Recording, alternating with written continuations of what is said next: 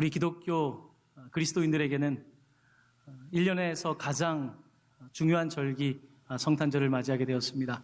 그런데 올해 성탄은 그 어느 때보다 캐롤송도 많이 들리지 않고 또 사람들이 지갑도 닫고 있고 무엇보다 마음이 닫혀있는 그런 성탄의 시기를 지나간다고 다들 이야기를 합니다. 여러분들의 성탄은 좀 어떻습니까? 성탄하면 여러분 뭐가 생각나십니까? 성탄 추리도 생각날 것이고 성탄 캐롤도 또한 성탄에 가졌던 여러 가지 추억들도 생각나실 것입니다. 그래도 성탄하면 가장 생각나는 건 아마 선물이 아닐까 싶습니다.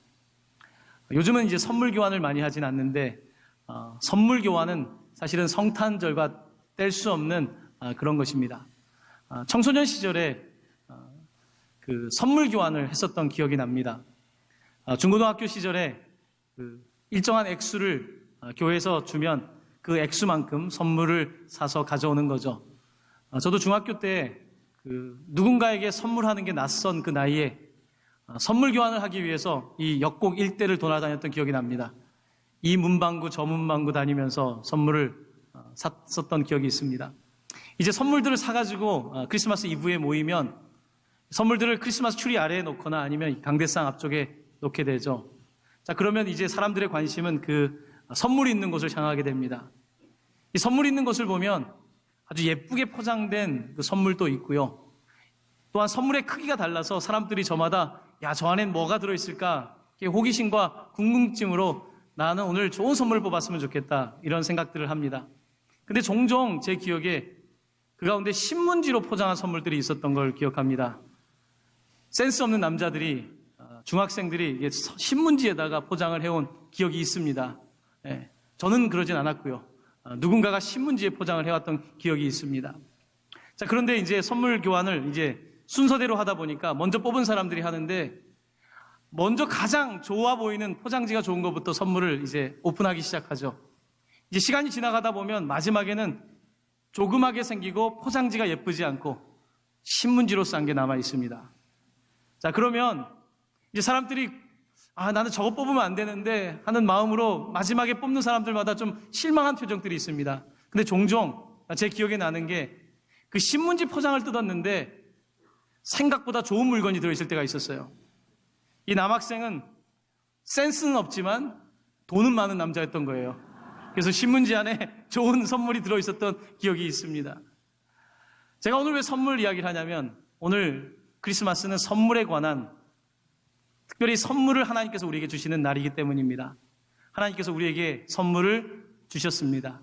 또한 오늘 선물을 주시기를 원하십니다. 그 선물은 무엇일까요? 바로 예수 그리스도이십니다. 그런데 예수 그리스도라고 하는 선물은 그렇게 포장지가 화려하지 않습니다. 예수님은 그렇게 화려한 포장지에 뭔가 있어 보일 것 같은 그런 모습으로 이 땅에 오시지 않았고요. 우리에게 주어지지 않았습니다. 예수님은 어쩌면 사람들이 별로 관심이 없었던 선물 교환 마지막까지 남아있는 신문지에 싼 마치 선물처럼 많은 사람들의 관심도 갖지 못하는 마지막까지 선택하기 싫었던 그런 선물이었을지 모릅니다. 우리 주님께서는 하나님의 아들이면서도 그 황제가 살아가는 궁궐에 태어난 것이 아니라 베들레헴에, 그것도 마국간에, 그리고 그가 말구 위에 누워 있었습니다. 황제 아들이라면 멋진 옷을 입고 있을 텐데, 황제 아들이라면 멋진 침대에 누워 있을 텐데, 그런데 예수 그리스도는 멋진 황제 궁궐도 아니고 침대도 아니고 그는 말구유 위에 멋진 옷이 아니라 강보에 쌓여 있었던 우리 주님이십니다. 바로 그랬던 주님이시기에 그가 바로 우리 모두의 선물이 된다는 것입니다. 만약에 예수님께서 황제 궁에 태어나셨다면 아마 왕족들에겐 선물이 되겠지요. 그가 성전에 태어나셨다고 한다면 높고 거룩한 종교인들에겐 선물이 되셨겠지요. 하지만 많은 사람들에게 그는 선물이 되지 못했을 것입니다. 그가 너무나 평범하게, 아니 평범한 것이 아니라 너무나 가치 없어 보일 정도로 이 땅에 그와 같은 모습으로 오셨기 때문에 그가 모든 사람들의 구주가 되신 것입니다. 바로 오늘 그 선물을 우리 하나님께서 주셨고 오늘 우리는 그 선물을 받는 것입니다. 오늘 우리가 함께 읽은 이사야서는 특별히 예수님 탄생 약 700년 전에 쓰인 책인데요. 이 이사야서에는 예수님에 관한 참 많은 이야기가 있습니다. 이사야서에는 예수님이 이렇게 별로 잘 포장되지 않은 선물로 오셨다는 말씀을 사실은 담고 있는데요. 먼저 여러분에게 이 말씀을 한 구절 소개하기를 원합니다.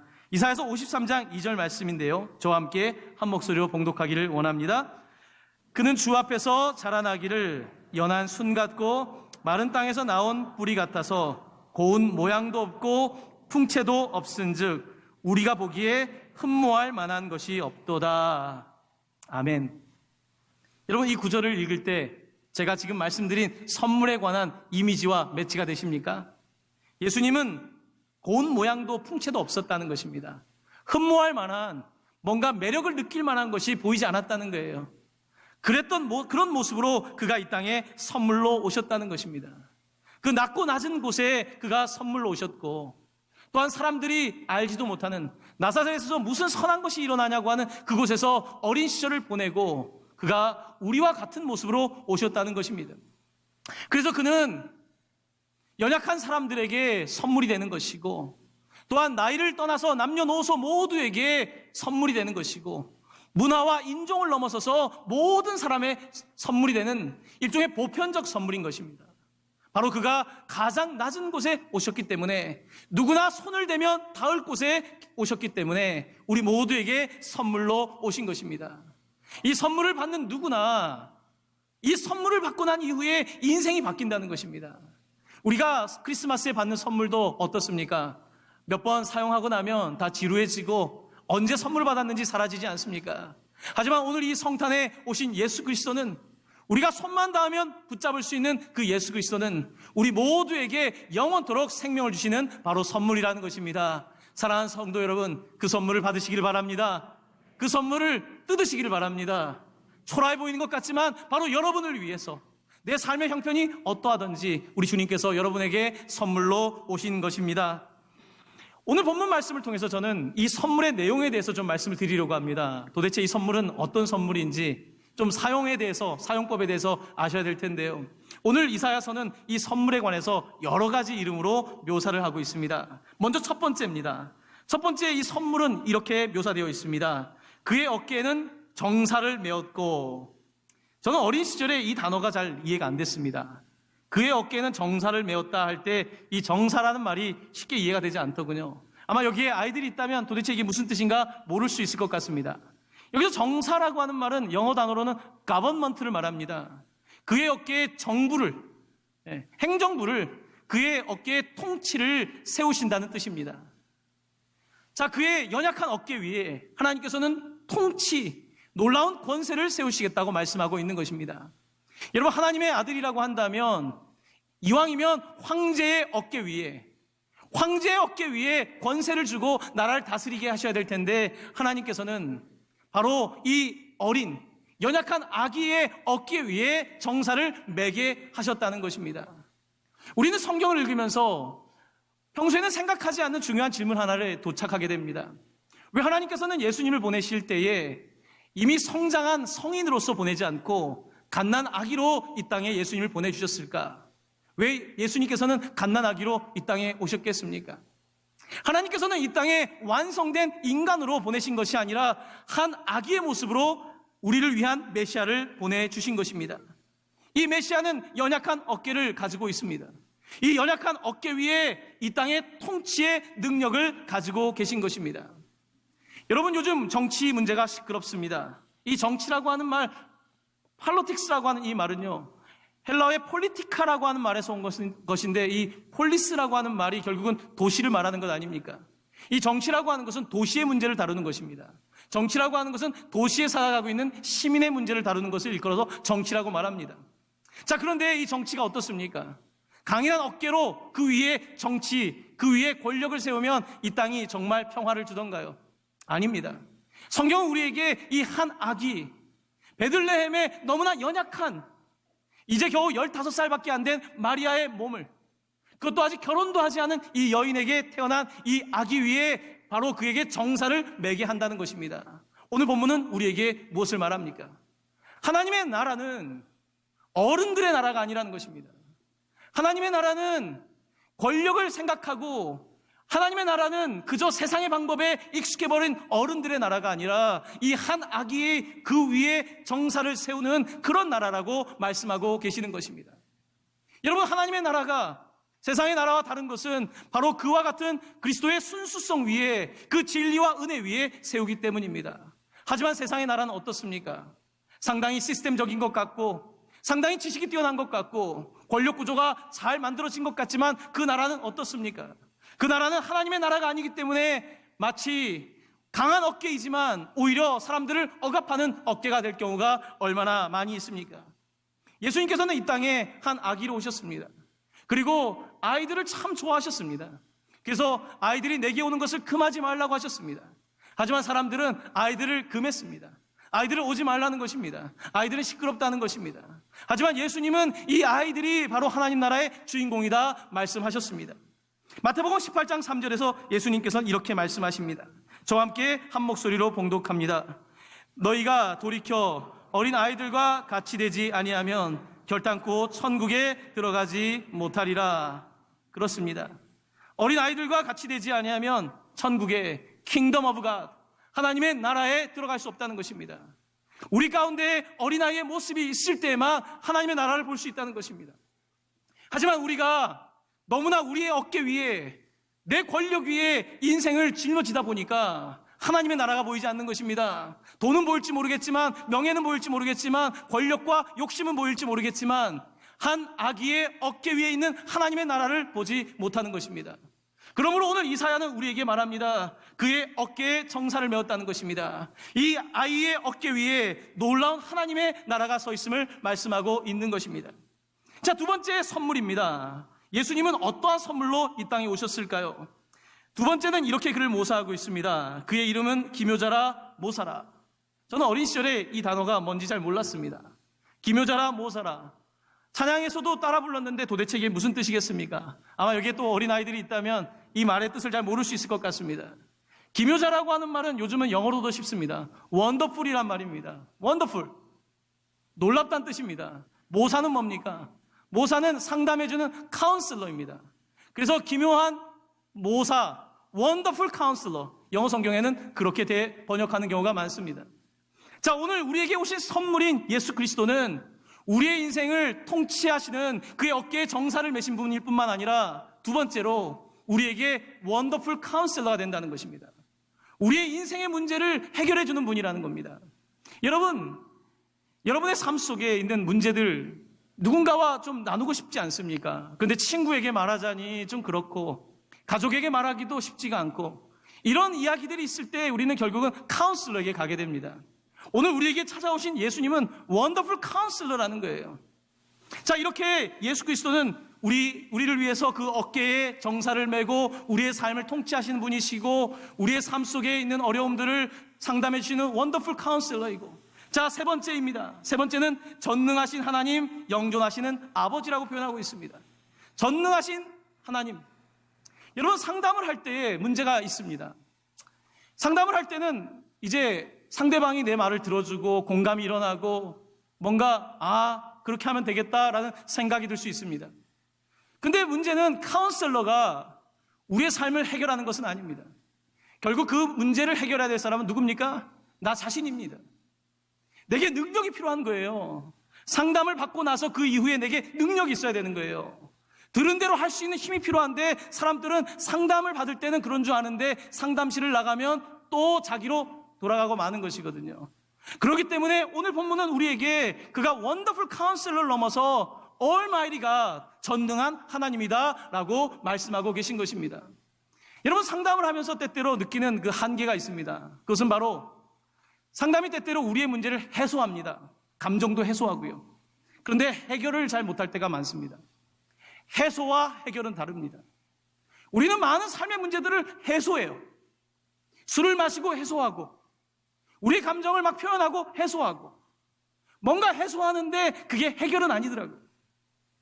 예수님께서는 우리의 삶에 오셔서 그저 우리의 삶의 문제를 그냥 해소해 주는 분이 아니라는 거예요. 그는 우리의 삶을 해결해 준다는 것입니다. 그는 우리의 삶에, 우리는 무력하잖아요. 특별히 때때로 우리의 삶에 무력감을 경험할 때 있잖아요. 내가 아무것도 할 수 없을 것 같은 이 무력감의 순간에 바로 우리 하나님께서는 전능한 하나님이시다라고 말씀해 주고 있는 거예요. 그냥 그가 듣고서 공감해 주시는 분만이 아니라 전능자, 힘을 주시는 분이라는 것입니다. 이 전능자를 부르라는 거예요. 바디메오는 앞이 보이지 않았습니다. 하지만 그는 그냥 카운셀만 들은 게 아니에요. 상담만 받은 게 아니에요. 그는 예수님을 불렀습니다. 다윗의 자손 예수여, 나를 도와달라고. 12년 동안 혈루병 앓던 여인은 어떻게 했습니까? 전능하신 주님께 나아가 옷자락을 붙잡지 않습니까? 그저 좋은 얘기 들어서 될 게 아니라 내가 그분을 붙잡을 수 있어야 되는데 그렇게 붙잡습니다. 죽었던 나사로는 어떡합니까? 예수님께서 무덤에서 나오라고 하시니까 나오지 않습니까? 붕대를 감은 채로 그가 나오지 않습니까? 그렇습니다. 오늘 예수 그리스도는 우리에게 단순히 원더풀 카운셀러임을 넘어서서 우리에게 전능하신 하나님이십니다. 그는 전능하신 하나님이십니다. 그러므로 우리가 예수 그리스도의 이름으로 기도할 때에, 우리가 예수 그리스도의 이름으로 그 앞에 나아갈 때에 우리의 무력함 가운데에 그가 힘을 주시는 것입니다. 그러므로 우리는 그를 전능한 하나님이라고 부릅니다. 또한 그를 일컬어서 영존하시는 아버지라고 말합니다. 여러분, 아버지가 있고 없고의 차이가 얼마나 큽니까? 올해 아버지를 잃어버리신 분들 계십니까? 최근에 아버지를 떠나보낸 분들 있습니까? 여러분, 아버지의 자리가, 남편의 자리가 얼마나 큽니까? 하지만 오늘 본문은 우리에게 말합니다. 그는 영존하시는 아버지다. 그는 끝까지 내 편이 되실 것이다. 그는 떠나지 않고 우리와 함께 하신다라고 말씀하고 있는 것입니다. 이렇게 오늘 본문은 우리에게 사실은 굉장히 다양한 용도에 관하여 말하고 있는 거예요. 예수님이라고 하는 이 선물은 어깨에 정사를 메고 우리의 삶을 다스려 주시고 우리에게 원더풀 카운슬러가 돼서 우리의 상함을 헤아려 주시고 또한 그가 전능하신 하나님으로 우리의 삶의 무력감 가운데 전능한 힘을 주시고 그가 한 번으로 끝나는 것이 아니라 영존하시는 아버지로 우리의 삶과 함께 하심을 말씀하고 있는 것입니다. 자, 이제 마지막입니다. 마지막은 이렇게 예수 그리스도에 관하여 말하고 있습니다. 평강의 왕이라 할 것입니다. 평강의 왕. 평강의 왕은 뭡니까? 여러분, 평화라고 하는 단어에 대해서 우리 그리스도인들은 잘 이해해야 합니다. 이 단어는 샬롬이죠. 샬롬이라고 하는 단어는 온전함이란 뜻입니다. 이 온전함이라고 하는 뜻은요, 하나님의 질서를 말하는 것입니다. 평강이라고 하는 것은 내 삶 속에 지금 모든 조건이 갖추어져 있는 것을 뜻하는 것이 아니라 하나님의 질서 가운데 있다는 것을 뜻하는 것입니다. 예수님은 우리 가운데 새로운 질서를 주시는 분이라는 겁니다. 여러분, 우리나라는 지금 평화 상태가 아닌 거 아시지 않습니까? 우리는 휴전 상태예요. 전쟁이 잠깐 멈춘 상태입니다. 언제든지 다시 총을 들어야 되는 그런 나라입니다. 우리는 영원한 평화를 누리고 있는 게 아니에요. 우리의 인생도 마찬가지입니다. 잠시 휴전 상태인 거예요. 언제든지 활활함처럼 다시 우리의 삶에 우리의 감정들이 일어나고 우리 가운데 있는 죄의 모습들이 밖으로 나올 수가 있는 거예요. 하지만 오직 예수 그리스도께서 우리 가운데 질서를 잡아주실 때에, 그가 영적인 질서를 우리 가운데 세워주실 때에 그때 우리가 샬롬, 온전한 질서를 경험하게 되는 것입니다. 오늘 예수님께서는 우리에게 선물로 오셨습니다. 그래서 우리의 삶 속에 이제 놀라운 통치자, 그리고 원더풀 카운슬러, 그리고 전능자의 힘으로, 그리고 궁극적으로 우리에게 평화를 주기를 원하시는 것입니다. 사랑하는 성도 여러분, 오늘은 크리스마스 예배이면서 동시에 2016년 마지막 예배입니다. 올 한 해 40주년 많은 교회 일도 있었고요. 또한 나라적으로도 여전히 큰 일을 겪고 있습니다. 또한 경제적으로 저성장 시대를 지나가면서 많은 분들이 힘들어합니다. 많이들 어깨가 무거우시죠. 많이 힘이 드시죠. 오늘 여러분들을 위해서 마지막 오늘 설교 가운데 이 본문을 여러분께 선물로 드리려고 합니다. 마태복음 11장 28절 말씀입니다. 저와 함께 화면을 보면서 한 목소리로 봉독합니다. 수고하고 무거운 짐진 자들아, 다 내게로 오라. 내가 너희를 쉬게 하리라. 아멘. 여러분, 무거운 짐진 자들 주님께서 쉬게 하신다는 겁니다. 그의 어깨에 정사를 매셨기 때문에 예수님은 이 땅에 오셔서 여러분과 제 죄도 다 감당하고 그 십자가를 지고 가시면서도 무겁다고 하지 않으십니다. 무겁지 않기 때문이 아니라 어떻게 지는지를 알고 계신 거죠. 예수님은 어떻게 하셨길래 이 땅에 살아가면서 그 어깨에 그 많은 짐을 짊어지면서 사실 수 있었을까요? 우리는 흔히 수고하고 무거운 짐진 자들아 다 내게로 오라, 이 본문은 알고 있습니다. 하지만 그 다음에 나오는 구절에 별로 관심을 기울이지 않을 때가 있습니다. 여러분께 마지막으로 마태복음 11장 29절 30절 말씀을 함께 나누기를 원합니다. 한 목소리로 봉독합니다. 나는 마음이 온유하고 겸손하니 나의 멍에를 메고 내게 배우라. 그리하면 너희 마음이 쉼을 얻으리니 이는 내 멍에는 쉽고 내 짐은 가벼움이라 하시니라. 아멘. 여러분, 우리의 인생의 무게가 무거운 것은요, 먹고 사는 것이 어렵기 때문만은 아닙니다. 그것은 우리가 예수님에게 못 배워서 그래요. 예수님은 자기의 짐이 가볍다고 합니다. 그 이유는 나는 마음이 온유하고 겸손하기 때문이라고. 우리의 짐이 무거운 이유는 뭡니까? 우리에게 너무 많은 욕심을 짊어지기 때문에. 우리의 짐이 무거운 이유는 뭡니까? 온유하지 못하고 너무나 강팍하기 때문에. 우리의 짐이 무거운 이유는 뭡니까? 겸손하지 못하고 교만하기 때문에. 그래서 많은 짐을 나 스스로 지려고 하기 때문에 우리의 삶이 무거운 것입니다. 하지만 예수님께서는 나는 마음이 온유하고 겸손하니 내 멍에를 배우라는 것입니다. 내 멍에는 가볍다는 것입니다. 예수님에게 한 수 배우셔야 되지 않겠습니까? 여러분, 한 해를 살면서 많은 짐을 지셨습니다. 저는 여러분들이 나는 짐이 많아, 나는 힘들어, 이런 이야기들이 우리가 할 수 있는 이야기지만 여러분, 그 짐을 지는 방법을 우리 주님께서 주셨습니다. 선물을 주셨습니다. 예수님과 함께면 그 짐을 짊어질 수 있는 것입니다. 여러분, 많이 1년 동안 수고하셨습니다. 제가 말하면 그냥 말로 끝날 것 같아서 우리 주님께서 여러분들과 함께 하심을 좀 서로 표현해 봤으면 좋겠습니다. 자, 옆에 있는 사람을 향해서 어깨를 한 번씩 주물러 주도록 하겠습니다. 자, 등을 좀 돌려대시고요. 네, 어깨를 좀 주물러 주세요. 네.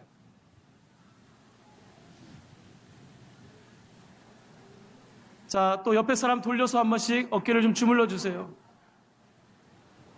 처음 본 분이지만 그냥 주물러 주세요. 네네.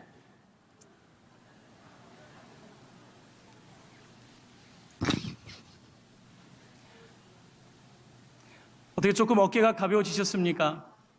네, 어깨가 가벼워지셨습니까? 한 해 동안 여러분 수고하셨습니다. 많이 수고하셨습니다. 내년에도 짐이 있을 거예요. 하지만 우린 짊어질 수 있습니다. 예수님 마음을 배우면 짊어질 수 있습니다. 우리 옆에 있는 분들에게 이렇게 축복하면 좋겠습니다. 주님의 멍에를 지세요. 주님의 멍에를 지세요.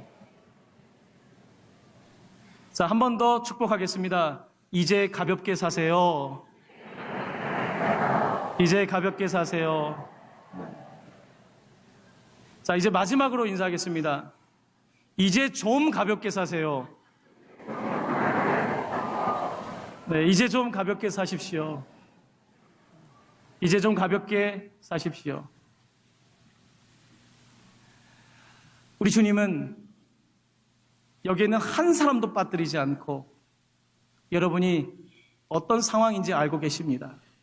그는 원더풀 카운슬러입니다. 그는 전능하십니다.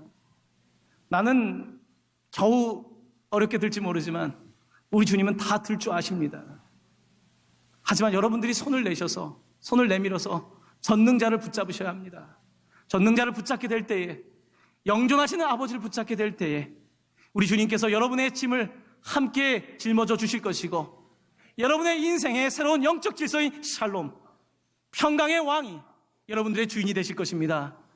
사랑하는 부천동관교회 모든 성도 여러분, 여러분에게 그리스도의 평화가 함께 하시기를 바랍니다.